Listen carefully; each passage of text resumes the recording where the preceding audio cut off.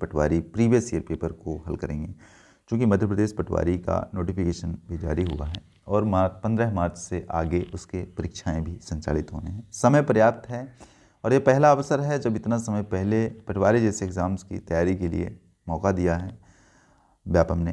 तो निश्चित तौर पर हम हल करेंगे ऐसे सवालों को, गणित के पोर्शंस को, जो बनेगा और हल भी होगा। देखिएगा सवाल को। सवाल कह रहा है कि ए एक व्यापार में 1 लाख रुपए निवेश करता है। 4 माह पश्चात बी 50,000 रुपये के साथ उसमें शामिल हो जाता है। बी के शामिल होने के 2 माह पश्चात सी 1,50,000 रुपये के साथ शामिल हो जाता है। वर्ष के अंत में 50,000 रुपये का लाभ होता है, तो बी का हिस्सा कितना है? तो दोस्तों बी का हिस्सा निकालना है। बी उसी अनुपात में हिस्सा निकालेगा अपना जिस अनुपात में उसने राशि लगाया है, और कुछ अलग अनुपात नहीं निकालेगा, क्योंकि जितना राशि उसने लगाया उतना ही उसको लाभ में भी हिस्सा प्राप्त होगा। अनुपातिक सवाल है और सरल भी है। ए, बी और सी। ए ने कितना लगाया? 1 लाख। तो देखिए सब में 0 0 लिखा हुआ है, तो इसके 4 0 को काट दो, इसके भी 4 0 को काट दो, और सी वाले को भी 4 0 को काट दो। क्या बचा? सी का 15 बचा। ठीक। बी का कितना बचा? 5 बचा। ए का कितना बचा? 10 बचा। कितना बचा? ए का 10 बचा। अब ए बी सी का बचा। ए ने अगर 12 के लिए लगाया था, 12 माह के लिए, बी ने लगाया था कितना कह रहा है? 4 माह पश्चात। तो 12 में 4 घटाएंगे तो 8 बचेगा। और बी के लगाने के 2 माह बाद सी भी 1.5 लाख लगाया, तो 1.5 लाख लगा दिया, तो इसको करेंगे 6। क्यों 6? क्योंकि 2 माह बाद, तो 8 में 2 और घटा देंगे, 2 माह बाद और कर रहा है तो 6 माह। अब सबको घटा देंगे तो अनुपातिक योग निकल जाएगा, और जो लाभ हो रहा है उसको मध्य वाली संख्या से यानी बी से भाग कर देंगे, गुणा करके, तो उत्तर प्राप्त होगा। देखिए 3 पचे 15 दूना 3। ठीक है, 5 से कटे हैं, 5 3 15 और 5 दूना 10 कट गया, और 2 2 चौको 8 2 3 6। कितना हुआ? 3 त्रिकाई 9 अनुपाते 4 अनुपाते 12। अब कितना बचेगा हमारा होगा 12 4 16 और 9 25। कितना हो गया? 25। तो भैया 25 हुआ, मतलब 4/25 करेंगे और जितना लाभ है 50,000 का गुणा कर देंगे तो उत्तर मिल जाएगा। तो 25 दूना 50 नहीं 2,000 यहाँ मिल गया, तो 2 चौको 8,000। तो कितना हो गया? 8,000। जब 8,000 हुआ तो यही हमारा उत्तर है, 8,000, ऑप्शन नंबर 2 में। आगे के सवाल को हल करो और आगे चलते रहो। अगला है 6 घंटे में एक कार द्वारा की गई यात्रा की दूरी क्या है? यदि गति 55 किलोमीटर प्रति घंटा है, तो चूंकि दूरी बराबर स्पीड गुणे टाइम। स्पीड कितना है? 55 किलोमीटर प्रति घंटा। टाइम कितना है? 6 6 पंचे 30 की 0 हासिल 3 6 पंचे 30 3 33, तो 330 किलोमीटर की दूरी उसने तय कर लिया।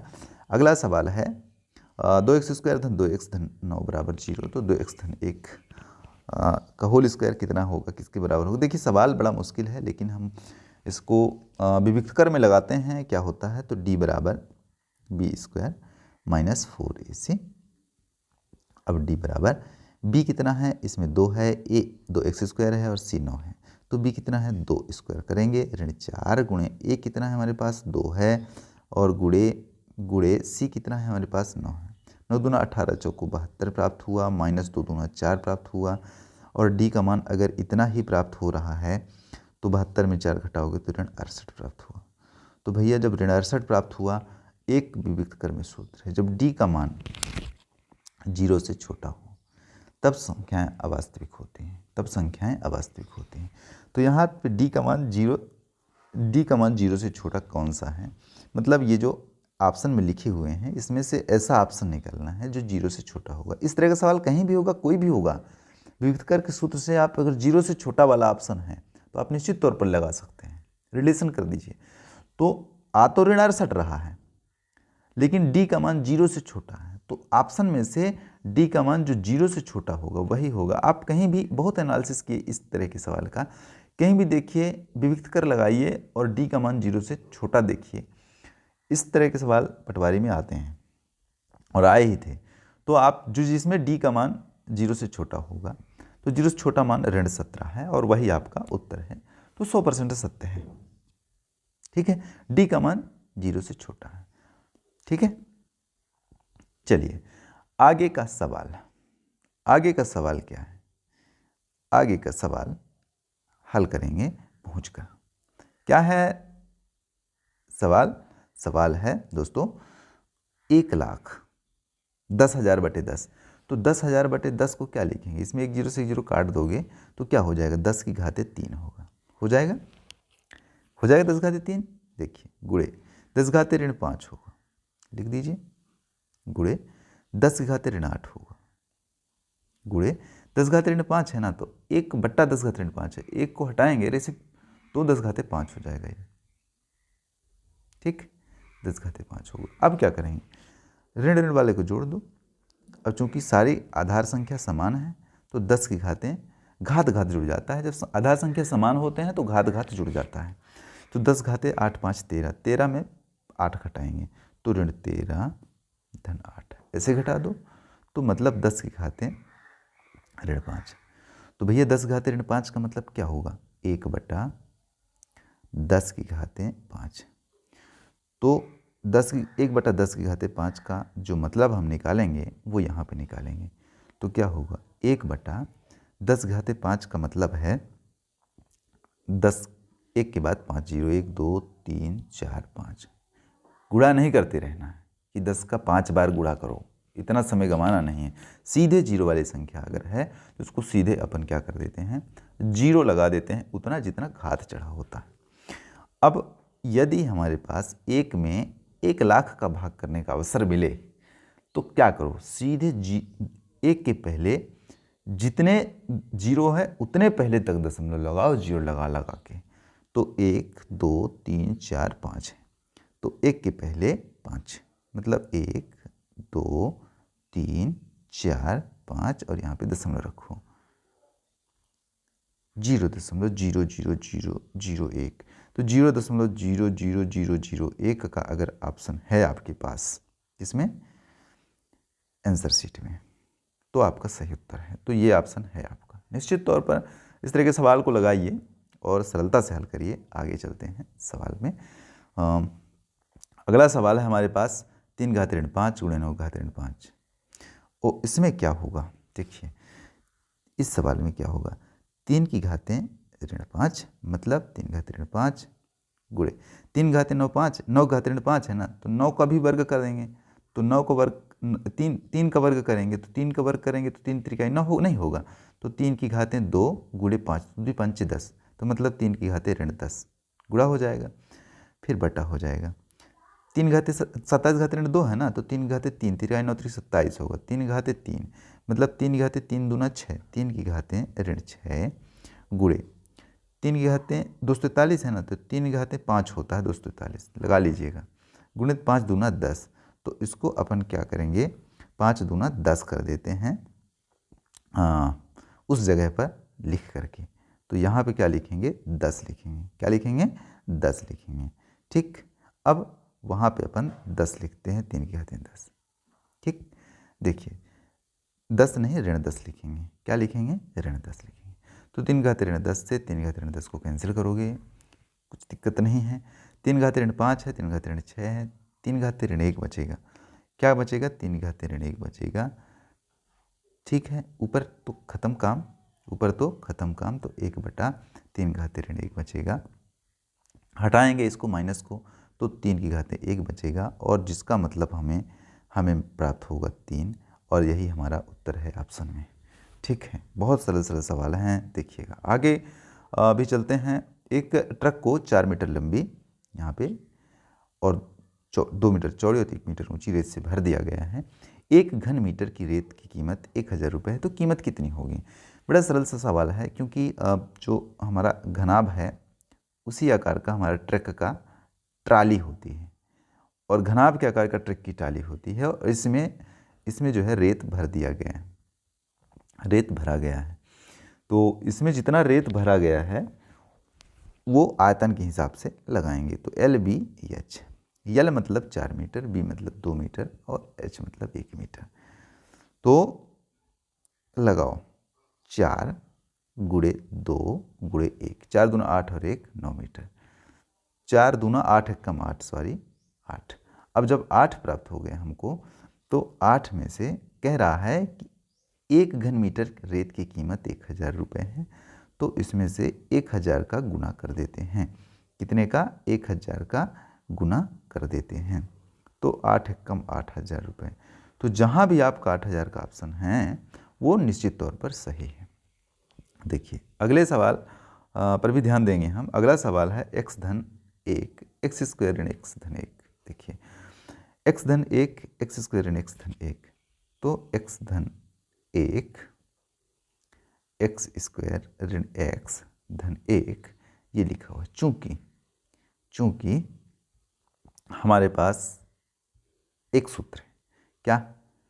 a क्यूब धन b क्यूब बराबर a धन b ए स्क्वायर ऋण ए बी धन बी स्क्वायर। अब ये संख्या जो है इससे और ये वाला इससे रिलेट कर रहा है, तब ए क्यूब धन बी क्यूब लिखेंगे। तो मतलब एक्स क्यूब धन बी का मतलब 1 हो जाएगा, तो 1 का क्यूब मतलब एक्स क्यूब धन 1। 1 के क्यूब चाहे 1000 बार रहे 1 ही आएगा उत्तर। तो अगर एक्स क्यूब धन 1 अगर है हमारे ऑप्शन में तो निश्चित तौर पर सही उत्तर है। देख लीजिएगा।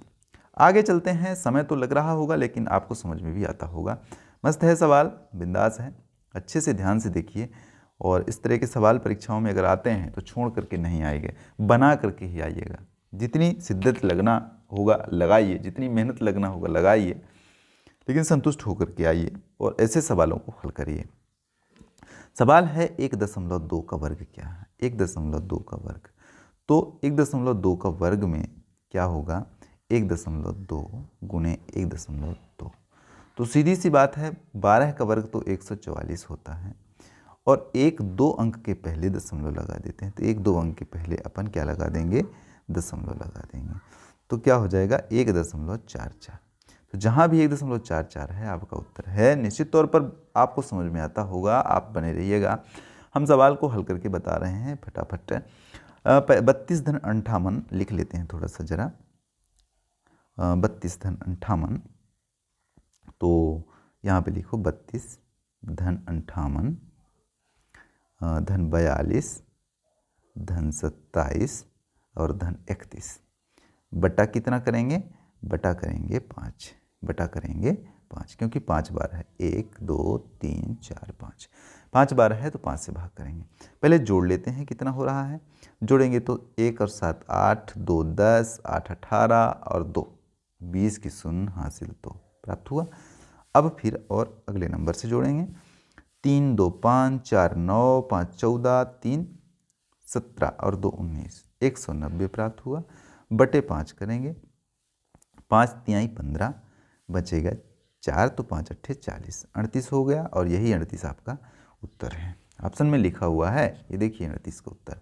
और चूंकि ये आंसर शीट है और ओल्ड पेपर तो बिना आंसर शीट के आता नहीं है, तो हम इसी को पकड़ लिए हैं, इसी से हम हल करके आपको बता रहे हैं। आगे का सवाल है कि एक विद्यार्थी 20% अंक प्राप्त करता है। ये जो विद्यार्थी है 20% अंक प्राप्त करता है, 30 अंकों से अनुत्तीर्ण हो जाता है। तो क्या करेंगे? माना पूर्णांक x है, इसमें ज़्यादा जरूरी है पूर्णांक प्राप्त करना, तब हम उत्तीर्ण प्रतिशत निकालेंगे। तो 20x में 100 को भाग करोगे और कितने से प्राप्त? 30 अंकों से फेल हो जाता है, फेल हो जाता है तो जोड़ेंगे इसको, ठीक, 30 बराबर। फिर क्या कह रहा है दूसरा? 30 अंकों से अनुत्तीर्ण हो जाता है और अन्य विद्यार्थी 32% अंक प्राप्त करता है, तो लिखोगे 32x बटे 100। अब इसमें घटाएंगे क्योंकि 42 अंक उसने ज़्यादा प्राप्त किया है, लेकिन न्यूनतम अंक उत्तीर्ण अंकों से 42 अंक अधिक प्राप्त करता है, तो 42 घटा देंगे अपन, ठीक है। सवाल 100 का गुना अब 30 से करोगे तो 20x धन 3000, ठीक, बटा 100 लिखोगे तो लिख दो बटा 100 बराबर 100 गुणे 42 तो 4200 तो 32x ऋण 4200 बटा 100। 100 से 100 को कैंसिल करोगे तो क्या प्राप्त होगा आपको?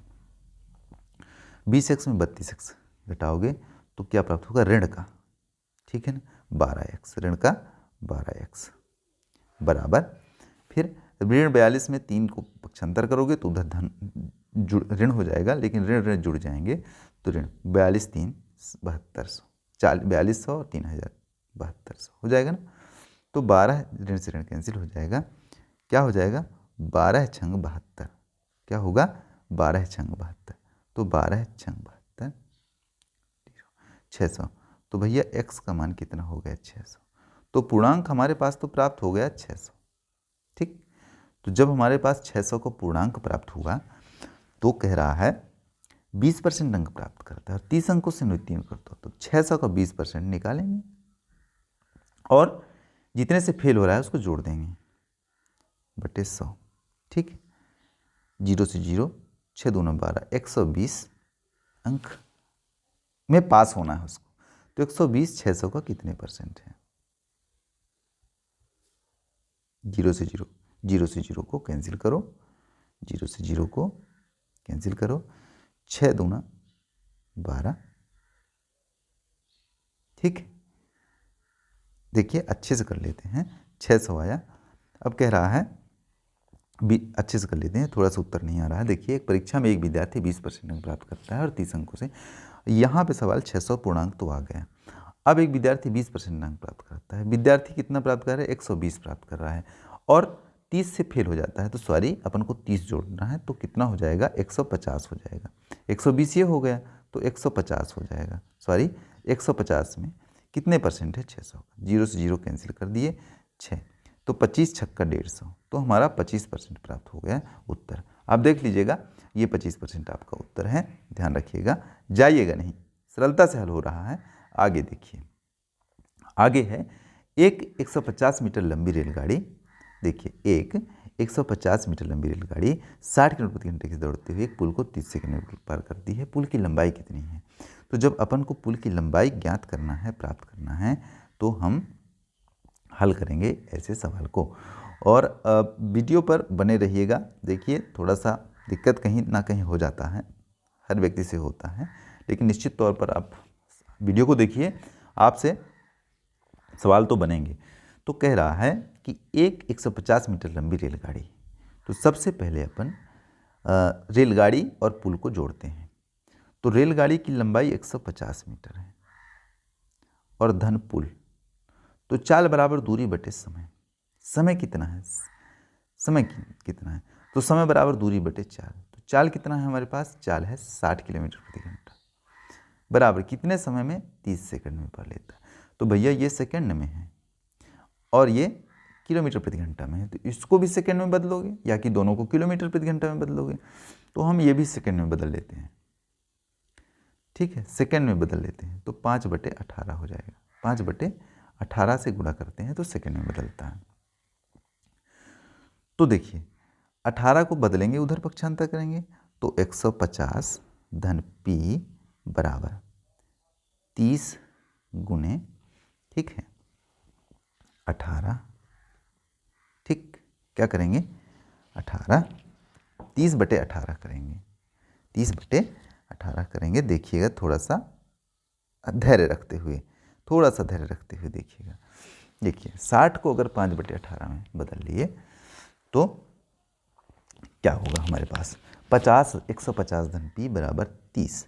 अब देखिए 5/18 को जब बदलेंगे, उधर किधर बदलेंगे? पक्षांतर करेंगे ऊपर।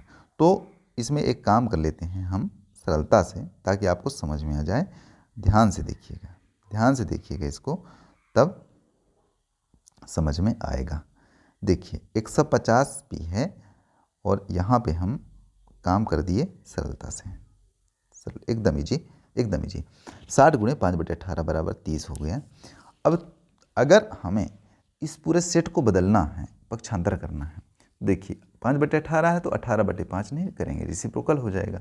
तो इसको अपन मिटा के 18/5 लिखते हैं यहाँ पे। ताकि हमें सरल हो जाए। क्या है, 18 को ऊपर कर दें।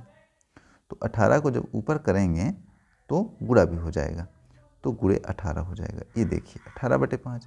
अब रेसिप्रोकल करेंगे तो 18 नीचे चला जाएगा।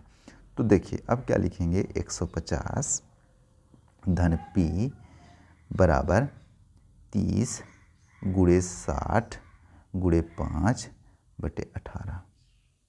ठीक है, तो 3 छंग 18, 10 छक्का 60, 3 दाहम 30, 10 दाहम 100, 100 पंचे 500। कितना हुआ, 500 बराबर 150 धन p। देखिए सरल है। अब p बराबर यानी पुल की लंबाई पूछ रहा है, तो 500 में 150 घटा दोगे तो 350 प्राप्त हो जाएगा। देखिए निश्चित तौर पर ये सवाल, भैया 500 के साइड पक्षांतर करोगे 150 के तो 350। अब तुम्हारा पुल की लंबाई जो है 350 प्राप्त हो गया। देखिए अगले सवाल वो भी ध्यान दीजिएगा, क्या करना है। सवाल जैसा भी हो उसको ध्यान से हल करना है। एक माता और एक पुत्री की वर्तमान आयु का योगफल 70 वर्ष है। 5 वर्ष पूर्व माता की आयु पुत्री की आयु से 3 गुनी थी। पुत्री की वर्तमान आयु ज्ञात करेंगे। तो देखिए यहाँ पे जो उत्तर लिखा है ये सब पुत्री की आयु है। अब एक माता और एक पुत्री की वर्तमान आयु का योगफल 70 है। 5 वर्ष पूर्व माता की आयु पुत्री की आयु से 3 गुनी थी। पुत्री की वर्तमान आयु ज्ञात करो। तो ये जो ऑप्शन लिखा है सब पुत्री की वर्तमान आयु है। तो दोनों का आयु जो है 70 वर्ष होना चाहिए। ध्यान रखना है, दोनों का आयु कितना होना चाहिए, 70 वर्ष होना चाहिए। कितना, 70 वर्ष। तो 25 में कितना जोड़ेंगे कि 70 प्राप्त हो जाए, और जो 3 गुना होता है 5 वर्ष पूर्व। तो वर्तमान आयु फल का योग 70 है। तो देखिए, तो 10 में 5 घटाओगे तो 5 बचेगा, और ये 7 है तो 6 में 2 घटाओगे तो 4 बचेगा, 45। 5 5 10 की शून्य हासिल 1, 2 4 2 6 7, 70 हो गया। इसमें कितना जोड़ें कि 70, तो 30 में अगर 40 जोड़ते हैं तो 70 बनता है। 20 में कितना जोड़ें, 50 जोड़ें तो 70 बनता है। और 15 में कितना जोड़ें, 15 में कितना जोड़ें कि 70 बनता है, 55। ठीक है ना, 55 जोड़ें तो 70 बनता है। देखिए सब में 70 बन रहा है। अब क्या कंडीशन है, अब कंडीशन है, कह रहा है 5 वर्ष पूर्व, तो सब में 5 5 घटा देंगे, तो ये सब वर्तमान है, तो 25 में 5 घटाएंगे तो 20 बचेगा। कह रहा है 5 वर्ष पूर्व माता के पुत्र को 3 हुई थी, 20 तिहाई 60 हो रहा है, जबकि यहाँ 5 वर्ष घटाएंगे तो 40 हो रहा है, तिगुना हो रहा है। 30 में 5 घटाएंगे तो 25 बचेगा, तो 25 तिहाई 75 हो रहा है। ठीक है ना, 5 वर्ष पूर्व ये भी लागू नहीं हो रहा है। फिर दूसरा 20 और 20 तिहाई 60 हो रहा है। कह रहा है 5 वर्ष पूर्व माता की आयु पुत्री की आयु की, तो 20 तिहाई 60। देखो, और 20 वर्तमान है, 20 का घटाएंगे तो 15 बचेगा। अब घटाएंगे तो 15 बचेगा, तो जब 15 बचेगा तो 15 पना 5 वर्ष पूर्व, 15 तिहाई 45, कितना हो जाएगा, 15 तिहाई 45। अब ये 45 प्राप्त हो गए। 45 क्यों प्राप्त हुआ, क्योंकि ये 40 प्राप्त हुआ ना, और 40 में 5 वर्ष जोड़ेंगे। ठीक है ना, तो क्या हो जाएगा, 45 हो जाएगा। तो आपको उत्तर तो मिल गया ना, ये रिलेशन कर गया। तो 20 वाला उत्तर हमको तो मिल रहा ना, 20 वाला उत्तर। देखिए क्या बताया मैंने, एक बार और देख लीजिए इसको। मैंने बताया एक माता और एक पुत्री की वर्तमान आयु का योगफल 70 वर्ष है, तो इन सब का जोड़ 70 है, और सबको जोड़ेंगे तो 70 होना चाहिए। कह रहा है 5 वर्ष पूर्व, 5 वर्ष पूर्व माता की आयु पुत्री की आयु से 3 गुनी थी, 5 वर्ष पूर्व। तो चूंकि सब में जोड़ेंगे तो 70, तो 25 में 45 जोड़ेंगे तो 70 प्राप्त होगा। देखिए, और 30 में 40 जोड़ेंगे तो 70 प्राप्त होगा। एक बार और देख लीजिए, और 20 में 50 जोड़ेंगे तो 70 प्राप्त होगा, और 15 में 55 जोड़ेंगे तो 70 प्राप्त होगा। ये वर्तमान का है, किसका है, वर्तमान का। हमको 5 वर्ष पूर्व कह रहा है, तो सब में 5 वर्ष पूर्व, तो 25 का 5 वर्ष पूर्व 20 होगा। 30 का 5 वर्ष पूर्व कितना होगा, 30 का 5 वर्ष पूर्व होगा 25, 20 का 5 वर्ष पूर्व क्या होगा 15, और 15 का 5 वर्ष पूर्व कितना होगा 10। अब 45 का 5 वर्ष पूर्व 40 होगा, 40 का 5 वर्ष पूर्व 35 होगा, और 50 का 5 वर्ष पूर्व 45 होगा और 55 का 5 वर्ष पूर्व 50 होगा। कह रहा है 5 वर्ष पूर्व माता के पुत्री से 3 गुनी थी, तो माता के 3 गुनी 20 तिहाई 60 नहीं हो रहा है, 25 तिहाई 75 नहीं, 15 तिहाई 45। ये देखो ऑप्शन हमारा मिल गया ये 15 वाला। और ये 15 वाला कहाँ से लाए थे हम, ये 20 से लाए थे, तो ऑप्शन नंबर 3 आपका सही है। चलिए आगे का सवाल ध्यान दीजिएगा। 9 नवंबर 2002 को किसका जन्म हुआ था? 9 नवंबर 2002 को शनिवार को जन्मदिन था। 2008 में उसका जन्मदिन सप्ताह का कौन सा होगा? देखिए ये सवाल है। हम इस सवाल को हल करने पर एक चीज़ पाएंगे। 9 नवंबर 2002, तो देखिए 9/11/2002 को कौन सा दिन था? शनिवार था।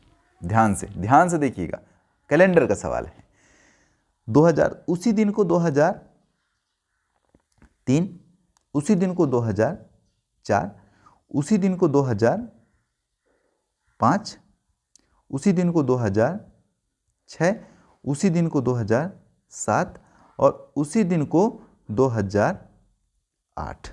ठीक, उसी दिन को। देखिए शनिवार से, देखिए हर साल में एक जिस दिन से शुरू होता है साल, अगर लीप वर्ष नहीं है तो उसी दिन को साल समाप्त होता है। मतलब अगला साल जब लगेगा तो एक दिन बढ़ जाएगा, तो शनिवार होगा 2003 में 9 तारीख को रविवार होगा। ठीक है, फिर ये लीप वर्ष है, तो लीप वर्ष में चूंकि एक दिन ज़्यादा होता है, तो लीप वर्ष में फरवरी 29 दिन का होता है, तो क्या है शनिवार 2003 में रविवार होगा। देखिए, और 2004 में क्या हो जाएगा? सोमवार के बाद मंगलवार हो जाएगा। क्या हो जाएगा? मंगलवार हो जाएगा। देखिए सोमवार को बुधवार, 2005 को बुधवार, और 2006 को गुरुवार, 2007 को शुक्रवार, और देखिए अब 2008 को, चूंकि 2008 को चूंकि क्या कह रहा है, चूंकि हमारे पास 2008 का लीप वर्ष है, तो लीप वर्ष है तो शुक्रवार के बाद 2 दिन बढ़ जाएगा, तो शुक्रवार के बाद शनिवार होगा। क्या होगा? शनिवार होगा। उसके बाद क्या होगा? रविवार होगा। मतलब 9 तारीख जो है 2008 को रविवार को होगा, 9 नवंबर। तो हमारा उत्तर रविवार है। देखिए बड़ा आसान सा चीज़ है, लेकिन देखने में तो बड़ा बेकार लग रहा है, कितना कठिन सवाल है। चलिए सवाल हल हो गया। अगला सवाल, अगला नंबर 460 रुपये में एक अनुच्छेद बेचा एवं 15% का लाभ प्राप्त किया। 20% लाभ प्राप्त करने के लिए बिक्री कीमत क्या होनी चाहिए? तो सवाल मज़ेदार है, देखिएगा। रवि ने 460 रुपये में एक अनुच्छेद बेचा, 15% का लाभ प्राप्त किया, तो लिखेंगे कितने का? 115। जहाँ पे लाभ होगा वहाँ पे 100 में से उतना ही जोड़ देंगे, हानि होगा तो 100 में से उतना ही घटा देंगे, जितने परसेंट हानि होगा, तो बटे 100। कितने का? 115 बटे 100, उसमें 120% का लाभ होगा, तो ये पूरा हो गया। ठीक है ना, 20% लाभ हो गया। तो देखो 115 बटे 100, कितने का 115 बटे 100, कितने का 115 बटे 100 होगा? बराबर 460। 460 देखिएगा, तो क्या लिखोगे? 460 गुने 100 बटा 115। ठीक, 23 पंचे 115, 20 पंचे 100 हुआ। आगे 23 दूना 46 और 1 0। ठीक, 2 दूना 4, 4000 रुपये। कितने का था? 4000 का था। कितने का? 4000 का। अब 4000 का कितने का था? 400। 2 दूना 4, 400, सॉरी 4000 नहीं 400 है। कितना है? 400 है, 400 है। अब 400 का क्या निकालेंगे अपन? 400 को निकालेंगे अपन 20%। तो 400 का जब 120% निकालना है हमको, तो निकालो 400 गुने 120 बटे 100। 0 से 0 को कैंसिल करो, 12 चौकों 48 और 1 वाला 0 ये, तो 480 आपका सही उत्तर प्राप्त हो गया। देखिए ध्यान से, सवाल मस्त है और सवाल को हल करने से चूकिएगा नहीं, बिल्कुल 100% सवाल बनेंगे आपसे। देखिए अगला सवाल क्या है? अगला सवाल है यदि दो संख्याओं का योगफल 35 है और दीर्घतर संख्या लघुत्तर से 21 अधिक है तो दीर्घतर संख्या क्या है? हाँ, दो संख्याओं का योगफल 35 है और दीर्घतर संख्या लघुत्तर से 21 अधिक, दीर्घतर संख्या क्या है? यहाँ पे सारे दीर्घतर संख्या लिखे हुए हैं ऑप्शन में, ऑप्शन को पकड़ के हल करेंगे। तो कह रहा है योगफल 35 हो गए तो 30 में अगर 5 जोड़ेंगे ना तो 35 हो जाएगा, हुआ। 28 में 5 जोड़ेंगे, 28 में कितना जोड़ते हैं कि 35 हो जाएगा? कह रहा है 35 तो 7 जोड़ेंगे। 20 में कितना जोड़ेंगे 35 तो 15 जोड़ेंगे, ठीक है। और 14 में कितना जोड़ेंगे कि 35 हो जाए? 14, तो 14 में 5 में 4 घटाओगे तो 1 और 3 में 1 घटाओगे तो 21 जोड़ोगे, ठीक है।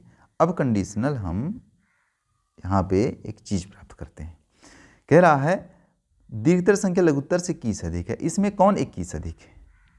ये जो बड़ी संख्या है ये किसमें 21 अधिक, किसका अंतर 21 है?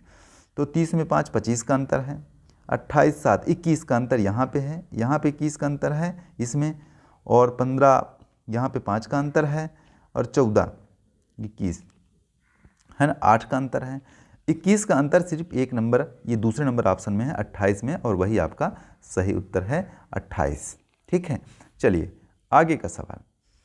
आगे का सवाल ये कह रहा है कि दी गई संख्याओं में से कौन सी बढ़ते हुए क्रम में व्यवस्थित है? देखिए बढ़ते हुए क्रम में क्या है सवाल, इसमें पूरा यहाँ से यहाँ तक ऑप्शन दिया हुआ है। ऑप्शन दिया है 1/5 पहले नंबर का, 1/4, 1/3 और 1/2। देखिए जब हर की संख्या समान होती है तो बड़ी अंश का भिन्न बड़ी हो जाता है, और जब हर की संख्या असमान हो और अंश की संख्या समान हो, देखियो यहाँ पे अंश की संख्या समान हो रही है, सब अंश की संख्या समान है, बराबर है ना यहाँ से यहाँ तक, तो यहाँ से यहाँ तक जब बराबर है तो अंश की संख्या समान है तो बड़ी हर का भिन्न छोटी होती है, बड़ी हर का भिन्न छोटी होती है। तो पहले 1/5 लिखेंगे, फिर उसके बाद इन दोनों से बड़ा 4 है तो 1/4 लिखेंगे, फिर इससे बड़ा 3 है तो 1/3 लिख देंगे, और यही उत्तर हमारा सही होगा। कहीं भी हो जाएगा, अगर अंश समान होता है तो बड़ी हर का भिन्न छोटी होती है, इसको ध्यान रखिएगा। सवाल अगला है, ऑप्शन आपका लग गया। चलिए दशमलव के 3 स्थानों तक 17.85 9076 का वर्गमूल है कितना? और इसको हमको हल करना है। सवाल अब समाप्त हो रहा है, वीडियो पर बने रहिएगा। वीडियो थोड़ा सा 32 मिनट का हो गया, लेकिन ध्यान दीजिएगा है सरल, बहुत कठिन नहीं है, एकदम इजी तरीके से हल करिएगा और बने रहिएगा वीडियो पर। अभी हम आधे घंटे से पढ़ा रहे हैं यार, मुश्किल तो हमको भी है। चलिए दशमलव के 3 स्थानों तक 17.85 9076 का वर्गमूल क्या होगा? तो लिखेंगे 17.85 9076, और इसको अपन भाग विधि से वर्गमूल निकालेंगे। तो भैया जब भाग विधि से निकालेंगे तो जोड़ा बनाएंगे। जोड़ा कैसे बनाएंगे? देखिए 1 जोड़ा, 2 जोड़ा, 3 जोड़ा और ये 4 जोड़ा, 4 चौको 16। तो ये तो तय हुआ कि इकाई में 4 हो, पहले अंक 4 होगा, तो 4 तो सब में है यार इसमें। यहाँ से देखिए 4 चौको 16 कर लेते हैं और धन 4, 4 4 8 को किनारे तक लिखते हैं, 17 1 घटा देंगे और यहाँ पे 85 कर देंगे। अब अगर दशमलव रखेंगे और 2 रखेंगे यहाँ पे, तो उस 2 को यहाँ भी रखेंगे, 2 दूना 4, 2 अट्ठे 16, 164 हुआ। धन 2 करके 2 2 4 करेंगे और 8 की लिख देंगे 84, और 5 में 4 घटाओगे तो 1 बचेगा, 8 में 6 घटाओगे तो 2 बचेगा, और इसमें एक जोड़ा पुनः उतारेंगे 90 का, ठीक है 90 का। तो ये देखो 90 का उतार दिए एक जोड़ा, और इसको हल करेंगे। फिर अगर 2 रखते हैं अपन तो यहाँ भी 2 रखेंगे, 2 दूना 4, 2 चौको 8, 2 अट्ठे 16। देखिए इसको घटाएंगे। अब चूंकि 4.22 प्राप्त हो गया, देखेंगे ऑप्शन में 4.22 सिर्फ ऑप्शन नंबर 1 में है, बाकी किसी में नहीं है, तो सारे ऑप्शन को कैंसिल करो, सारे ऑप्शन कैंसिल करो, ऑप्शन नंबर 1 सत्य करो। चूंकि उत्तर भी लिखा हुआ है, कहोगे सर जी आप तो उत्तर देख देख लगा रहे हो, ऐसा नहीं है बबुआ, ऐसा नहीं है मेरे दोस्त, ऐसा बिल्कुल नहीं है, आप देखते तो रहिए ध्यान से। अगला सवाल, न्यूनतम पूर्ण वर्ग जो 3 4 5 6 8 से विभाज्य है, तो न्यूनतम पूर्ण वर्ग क्या होता है? न्यूनतम पूर्ण वर्ग जो 3 4 5 6 एवं 8 से विभाज्य है, इसको हमको हल करना है। तो भैया 3 5 4 6 और 8 इसका क्या निकाल लेते हैं? गुणनखंड से लघुत्तम निकाल लेते हैं। तो 3 एकम 3 और 3 दूना 6, 4 उतारेंगे, 5 उतारेंगे और 2 और 8 उतारेंगे। 2 एकम 2, 2 चौको 8, 2 दूना 4, 5 उतार देंगे। ठीक है, सरलता से। फिर आगे और थोड़ा सा बदल लो और 2 एकम 2, 5 उतारो और 2 उतारो, 5 दूना 10। तो इसको हम 3 दूना 6, 6 दूना 12, 12 पंचे 60, 60 दूना 120। कितना प्राप्त हुआ हमारे पास? 120 प्राप्त हुआ। तो भैया जब 120 हमारे पास प्राप्त हुआ ना, तो देखेंगे कि न्यूनतम पूर्ण वर्ग संख्या कौन कौन से है इसमें। देखो, वर्ग संख्या एक तो 900 है, 1200 कोई वर्ग नहीं है, और 2500 वर्ग है और 3600 वर्ग है। देखिए 900 120 से नहीं कटेगा, विभाजित नहीं होगा, तो कैंसिल ऑप्शन। 2500 120 से विभाजित नहीं होगा, कैंसिल ऑप्शन। 120 से 3600 विभाजित होगा, ठीक है ना, क्योंकि 120 से 1200 भी विभाजित हो जाएगा, लेकिन 1200 वर्ग संख्या है नहीं, तो 3600 विभाजित हो रहा है, तो यही हमारा निश्चित तौर पर सही आंसर है। तो इस तरह से आपको देखते रहना है हमारे चैनल को और बने रहिए हमारे चैनल पर। निरंतर देखिए, प्रतिदिन जो है प्रीवियस ईयर का पेपर सॉल्व करके आपको यहाँ पे बताया जाएगा। जितना कठिनाई का स्तर है उतना सरलता से हल भी हो जाता है। तो आप देखेंगे कि जैसे कठिनाई का स्तर बढ़ता जाता है, जैसे पेपर में पीछे दिन होते जाते हैं, पेपर का स्तर बढ़ता जाता है, यानी कठिनाई का स्तर बढ़ जाता है। मेरा कहना ये है कि पहले दिन जो पेपर हुआ उसकी अपेक्षा जो दूसरे दिन पेपर हुआ वो कठिन है, और दूसरे दिन जो पेपर हुआ उसकी अपेक्षा तीसरे दिन का पेपर कठिन है, तीसरे दिन की अपेक्षा चौथे दिन का पेपर कठिन है, और बहुत कठिन नहीं है, अप्रॉक्सीमेटली 2%, 3% की कठिनाई का स्तर है उसमें, 4%, 5%, ज़्यादा से ज़्यादा 20% की कठिनाई तक स्तर जो है पेपर लास्ट होने तक होगा। और चूंकि इस बार सिलेबस भी थोड़ा सा ग्रुप 2 के हिसाब से आएगा, तो थोड़ा सा कठिन तो आएगा पेपर, और कठिन पेपर आएगा, इसीलिए व्यापम ने पहले से, जो कर्मचारी चयन मंडल है उसने पहले से नोटिफिकेशन जारी किया है कि अभ्यर्थी जो है तैयारी कर लें। चलिए, बहुत बहुत शुक्रिया, वीडियो देखने के लिए धन्यवाद। नए हैं तो सब्सक्राइब जरूर करिए हमारे चैनल को और हमेशा विजिट करते रहिए। शुक्रिया।